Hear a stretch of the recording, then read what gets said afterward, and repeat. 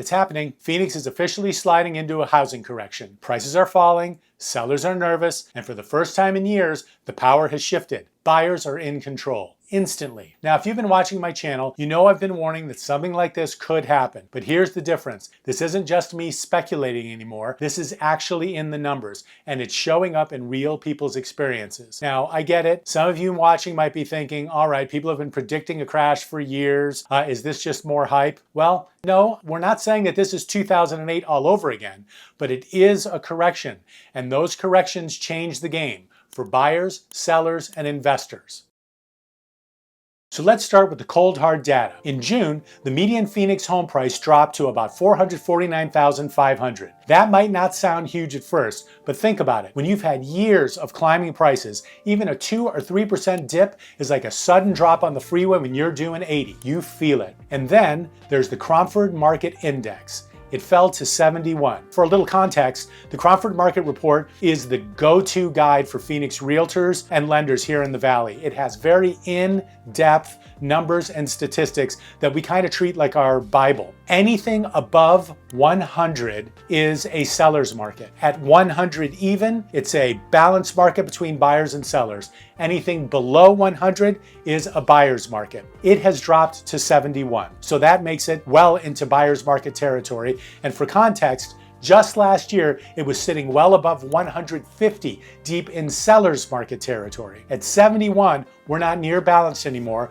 We've tipped into a true buyer's market. Now imagine this. You're a seller who listed your home back in April thinking you're gonna get multiple offers in 2 days. Instead, you've only had a couple of showings, no offers, and suddenly you're staring at a Zillow Zestimate dropping lower than your asking price. That's a gut punch. And I'll tell you, in my 16 years of selling homes across the Valley, I've seen this movie before. It doesn't happen overnight, but when confidence slips, buyers start testing the waters, and sellers get nervous pretty quickly. Let's step back for a second. This isn't the first time Phoenix has seen a housing shift. Back in 2006 to 2008, prices skyrocketed and then collapsed, but the reasons were very different. They were loose lending, subprime mortgages, and speculators. Today's correction is fueled by affordability and inventory, not by bad loans. That's an important distinction. People have equity now, which keeps it from being a crash. But for buyers, the feeling of opportunity is the same. If you were around in 2011, you remember buyers calling it the deal decade. We might not see prices that low again, but the psychology feels similar.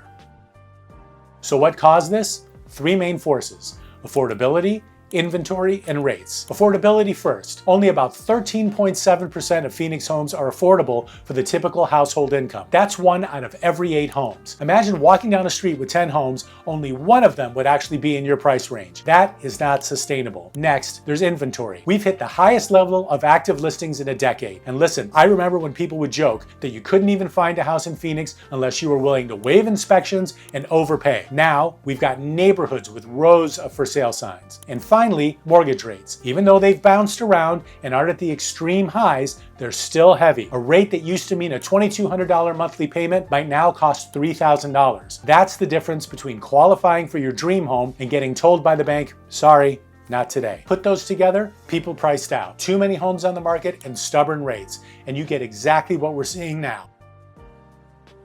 Now here's where it gets emotional for sellers. You can see the psychology shift happening. Price reductions everywhere. In fact, I checked the MLS this morning, page after page of listings had those little arrows pointing down next to the price. Now that's not just data, that's fear. Some sellers are just simply throwing in the towel altogether. Delistings are up almost 50% year over year. That means people would rather pull their homes off the market and wait than risk losing money. Or worse, signaling that they're desperate. But here's the irony. When everyone does that at once, it actually fuels the fear. Buyers see fewer sold signs and more price cut banners, and they start thinking, maybe I should wait too.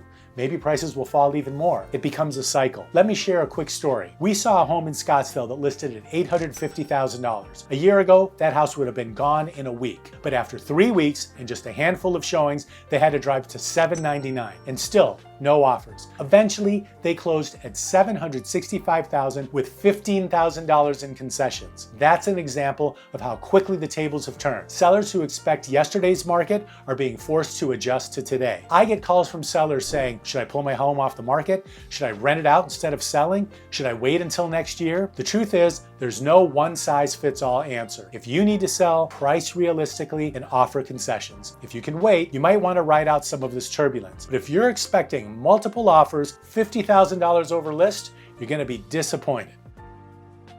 So let's flip the script. What does a buyer's market look like in Phoenix? Negotiation power is back, more choices are available, and buyers finally have time to think. If you remember the frenzy of 2021, homes gone in 48 hours, cash offers, appraisal waivers, you name it. Well, those days are gone for now. Today, buyers can actually breathe. You can look at 3, 4, 5 homes before having to make an offer, or not making an offer at all if you wanted to wait. You can ask for repairs again. You can negotiate concessions, maybe even get the seller to cover your closing costs or buy down your interest rate. And I've seen it firsthand. Just last week, a buyer in Chandler got $12,000 in concessions on top of a lower sales price. That would have been unthinkable 2 years ago. This is what people mean when they say the pendulum has swung. And let's be honest, if you're a buyer who sat on the sidelines feeling locked out, this is your moment. Here's the thing about buyers though, they're emotional as well. When buyers see prices fall, they don't rush in right away. They wait. They think, if it dropped this month, what about next month? That hesitation can actually accelerate corrections because sellers chase the market down. So in Phoenix right now, it's not just about supply and demand, it's about confidence. And right now, confidence is shaky. Now, investors are a whole other story. The big institutional buyers, the Wall Street firms, have slowed way down. Their share of Arizona purchases is now under 8%. Compare that to last year when it felt like they were buying every third house. That tells us something. They see risk. And when the big players see risk, smaller investors start getting cautious too. But here's the flip side. Less competition from them means more opportunity for the everyday investor. You're not fighting BlackRock or Invitation Homes for that 3-bedroom rental property anymore. I spoke to an investor who's been buying rentals in Mesa for years. Last year, he lost out on multiple homes to institutional buyers. This year, he's getting accepted offers under list price. He told me it feels like 2014 again. That's the difference this correction is making. Not just for families, but for investors too. And don't forget about luxury. I've noticed, and you've probably seen this too if you've been browsing Paradise Valley or North Scottsdale, that the $3 million and $4 million homes are sitting on the market. Some have cut prices by 6 figures. When luxury slows, it often drips down to the mid-tier. Sellers at all levels see it and say, well, if they're dropping prices, maybe I need to as well. So where does it all go from here? If inventory keeps climbing, if affordability doesn't improve, if rates stay sticky, we could see prices continue to slide through 2026. Now, am I saying this is a crash like 2008? No, the lending is different, equity is stronger, and people aren't over-leveraged the same way. But a correction? Absolutely. We're already in it. Not every area is correcting at the same pace though. For example, Scottsdale luxury homes are seeing big price cuts, but Chandler and Gilbert are holding steadier, but days on the market are climbing. Buckeye and Queen Creek, with lots of new builds, are where buyers are pushing hardest on price. So depending on where you're looking, the correction feels different. That's why averages don't tell the whole story. You need to zoom in on each individual neighborhood. So here's my advice. For buyers, don't wait forever. No one times the exact bottom of the market perfectly. If you find a home you love and the numbers work, now is when you actually have leverage. For sellers, be smart. Don't chase yesterday's prices. Price realistically, offer concessions, and understand that buyers hold the cards right now. For investors, get picky. Run the numbers twice. Focus on cash flow, not just appreciation, because appreciation isn't guaranteed anymore. So there you have it.